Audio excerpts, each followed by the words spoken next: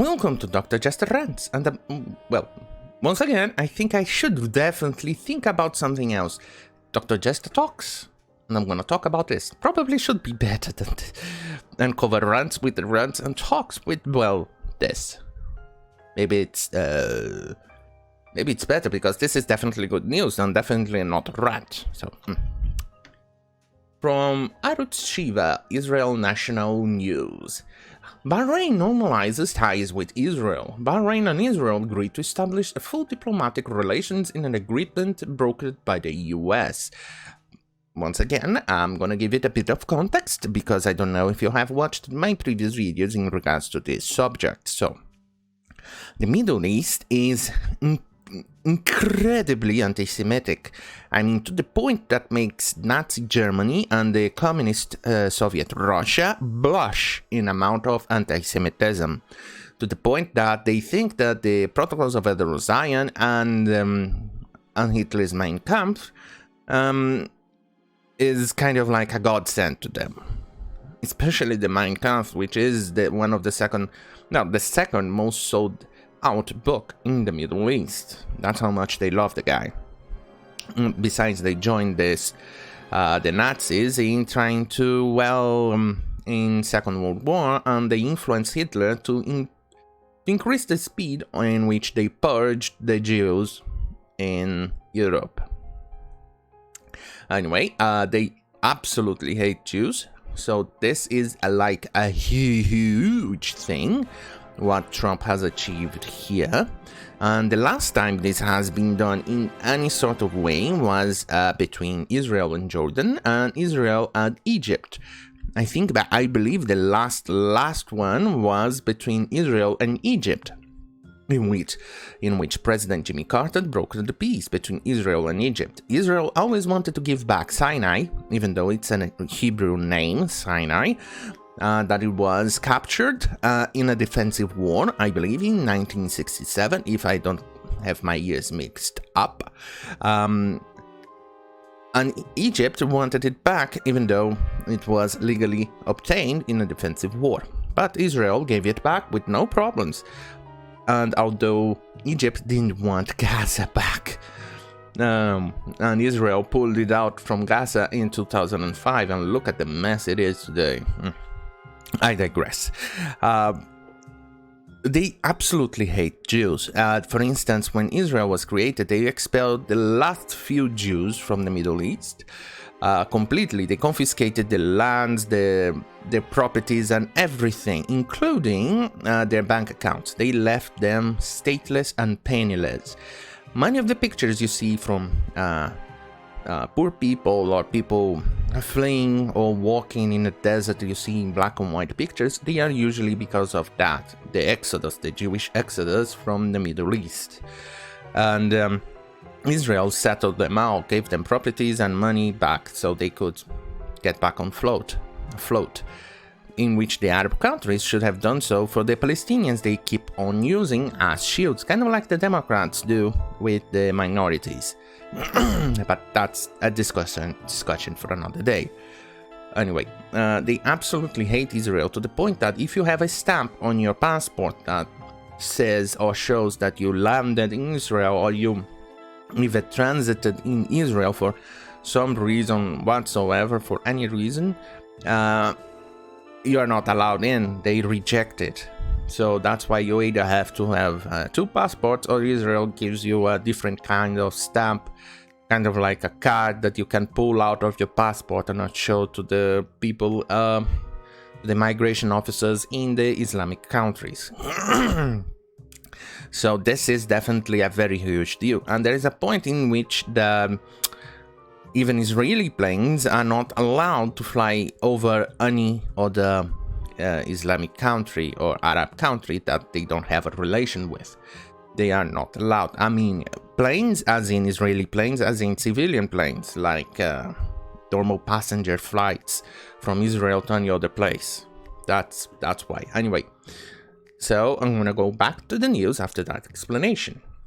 US President Donald Trump, King Hamad bin Isa bin Salman al-Khalifa of, holy shit, that's a big name, al-khalifa of Bahrain and Prime Minister Benjamin Netanyahu on Friday agreed to the establishment of full diplomatic relations between Israel and the Kingdom of Bahrain, the White House staff said in a statement. Bahrain thus becomes the second Gulf state to normalize ties with Israel after the UAE and Israel announced their normalization relations on August 13th. The White House statement said that Bahrain had accepted Trump's invitation to join Israel and United Arab Emirates at the historic signing ceremony of their peace agreement next week at the White House, when Netanyahu and Bahrain Foreign Minister Abdulatif al-Zayani will be signing a historic declaration of peace. This is a historic breakthrough to further peace in the Middle East, opening direct dialogue and ties between these two dynamic societies and advanced economies will continue the positive transformation of the Middle East and increase stability and security and prosperity in the region, the statement said. The United States expressed its gratitude to the Kingdom of Bahrain for hosting the historic Peace to Prosperity workshop in Manama on June 25, 2019. To advance the cause of peace, dignity, and economic opportunity for the Palestinian people, the parties will continue their efforts in this regard to achieve a just, comprehensive, and enduring resolutions to the Israeli-Palestinian conflict to enable the Palestinian people to realize their full potential. Israel affirmed that as a set forth in the vision for peace, all Muslims who come in peace may visit and pray at the Al-Aqsa Mosque, and Jerusalem's other holy sites will remain open for peaceful worshippers of all faith, he added. Prime Minister Netanyahu said that he was excited to announce the peace agreement with another Arab country.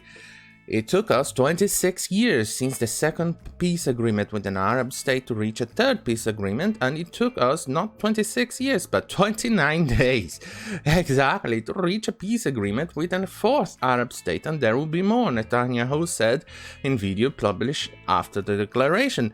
Like I said, this is huge. You can see over this 26 years. That's how long it took to get a normalization or even the peace agreement between two Arab states. Between Arab state and Israel. That's amazing. That's a huge thing. And Trump helped it. But, as you guessed it, not many people are actually happy about the announcement.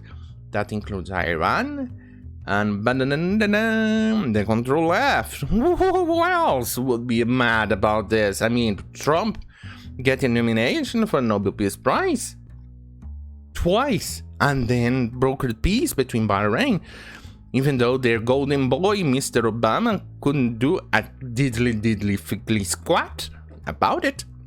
Black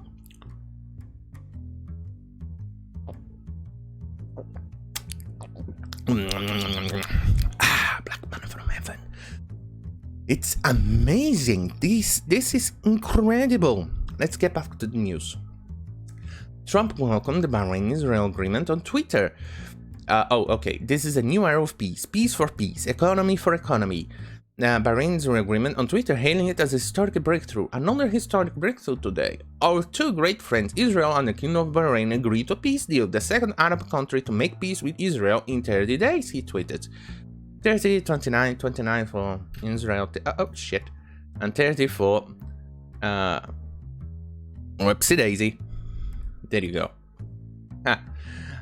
U.S. Ambassador to Israel David Friedman welcomed the signing of the agreement with Bahrain. From Israel, Jordan peace agreement to Israel and UAE peace agreement, 26 years. From Israel and UAE peace agreement to Israel, Bahrain peace agreement, 29 days. Trump diplomacy in action, wasting no time in changing the world for the better, he tweeted. But apparently it's not enough for some people. Friday's agreement follows several reports in recent weeks that Bahrain and Israel were working to finalize an agreement to normalize ties in the two countries. The Bahraini government announced last week that it had accepted a request from the government of the United Arab Emirates to allow flights between UAE and Israel to cross its airspace. That's amazing. And in fact, I covered in a previous video about the peace deal between Israel and Saudi Arabia. But it's not technically an announcement, it's more of a rumor that may or may not happen. So take that with probably a bucket or a huge pool of salt in regards to this. So it may or may not happen, mostly because of an imam mentioning it. Imam, kind of like a big deal around in Mecca. He mentioned in one of the prayers about the normalizations of relations between Israel and Saudi Arabia, mostly like between Jews and Muslims and coexistence and things like that. And that's what sparked the rumor about this. So it may or may not happen, we don't know, but at least we know for sure, at least today, that the relations between Israel and Saudi Arabia are kind of not in a hot war, but they don't necessarily hate each other, as in kind of like Gaza does, which keeps attacking Israel over and over and over and over again in hopes that one day they will then kill everybody. No, they cooperate in a few things, but it's kind of like in a cold relationship, like kind of ignoring. Anyway, now time to show you about how the control left absolutely hated everything Trump did. In fact, if Twitter lets me show it to you, because apparently Twitter decided, hey, what's this? No, I'm not gonna allow you to see this. I'm not gonna allow you to see this. Okay, let's try again. Let's see if this time it loads, because apparently it won't let me. Oh, there's something going on with Twitter. Just as the time I'm doing this video. What a wonderful thing to happen just now. Well, since Twitter won't load up for absolutely no reason whatsoever, I'm gonna just talk about it. The control left, check the Twitter. If you check the Twitter with Trump announcing the brokerage of peace between Bahrain and Israel, you're going to see that the control left went completely and utterly unhinged about it. They are mostly talking about the Wuhan virus pandemic, claiming that Trump, but Trump was all about Americans, and then complaining about the Californian fires, and then complaining about Trump saying that this is nothing because they were always they were attacking each other and things like that. It's absolutely fucking unhinged going on about it. These people are never happy. Like I said in my previous video, they think that if Trump cured cancer, they will then stand against the cure of cancer. They would say, what about the ecologist jobs? What about the jobs I lost for the cancer? I'm not going to take the Trump's cancer cure. And that's exactly what they did when Trump announced about the vaccines in regards to the Wuhan virus. Kamala Harris said she wouldn't take the vaccine, doing and acting exactly like exactly like the anti-vaxxers. Oh, okay, so it finally got in, but not from the exact Twitter or tweet that it showed. So here it is. Give this man a Nobel Peace Prize, amazing. Okay, this is people. There you go. What about the West Coast? See, it's completely off, right? You knew, you like. See, the people are absolutely unhinged. More Egyptians who migrated to the area in 18 are not indigenous to the land. They didn't even identify as Palestinians until the night. He is absolutely correct. They did not identify as Palestinians not until, in fact, 1979. That's where Jimmy Carter broke the peace between Israel and Egypt. Before then, they wanted to become part of Egypt and Jordan, and not anywhere else. They have no claim ancestors being there. There was never a race of Palestinians, and that's absolutely correct. There never was, and most of the Palestinians are actual immigrants to the area, and the Palestinians, Muslims or Arabs native to that land, are very, very few, and most of them have become Israeli citizens when Israel was finally created. That's what they call the Bedouins and stuff like that. Look at this. The people are absolutely unhinged. How does it improve the lives of the voters? No. Does a ceasefire help the people? Oh, come on, dude. It improves because it means that there's less chances that the US has to intervene in a needless fucking war in the Middle East. There's less chances of it spilling inside the American borders for absolutely other reason whatsoever. This is... how can you be against peace? Absolutely incredible how... Look at this! How can that... Dude! Are you absolutely insane? Dude, the caring how a leader acts, he just pocket peace after... the TDS really drives me insane. How can they be this petty and absurd about it? Really, how can they stand against peace? You know what? Fuck this. Remember, guys, don't ever contact these people. And remember, always remember, talking to them, especially if you disagree with them or show a sign of wrongthink, they actually think it's the end of the world, as in harassment. They actually think that's harassment. That's how retarded most of these people are. Please don't contact them. Don't talk to them. Don't even look at them. They'll think it's harassment. So please, please don't contact them or talk to them. Please. That goes without saying in every single video I have ever said, will record or anything. Don't ever contact them. Don't ever go to them. Don't even look at them, because they think it's harassment. Anyway, thank you for watching. See you in my next video, and good night.